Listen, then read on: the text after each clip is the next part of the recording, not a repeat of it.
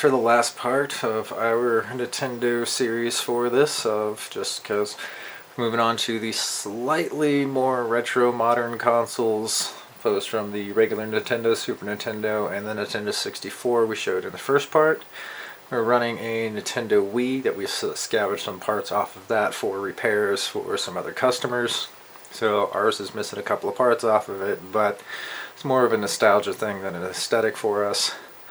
But we do have a modified Wii. Everything is running off of a hard drive on the side, and that has been just using a converter to go over to an HDMI cable.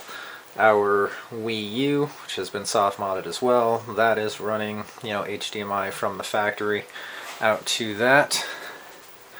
We have our GameCube on the other side, and this is running the Pico Boot installer, and everything is running off of an SD card down on the bottom of that. That is also running an HDMI adapter on the back side to convert that over to HDMI, and the OLED Wii U, OLED, and the OLED Nintendo Switch.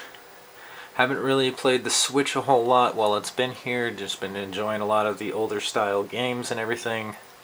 So that doesn't get a whole lot of use as of yet, but I'm pretty sure coming up, as the markets kind of level out and everything, we will get some more playtime on those.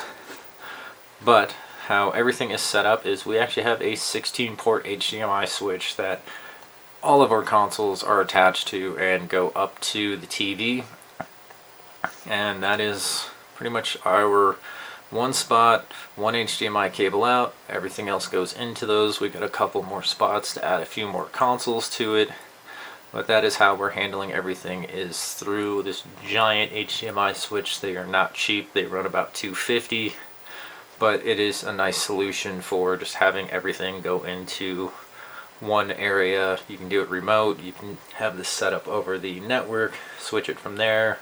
If you have a rack somewhere in the back and you're running this up to a projector, but that is where we have everything going to and how it is all set up, with the Wii, the Wii U, the GameCube, and the Switch on the side, and the HDMI switch that everything else plugs into.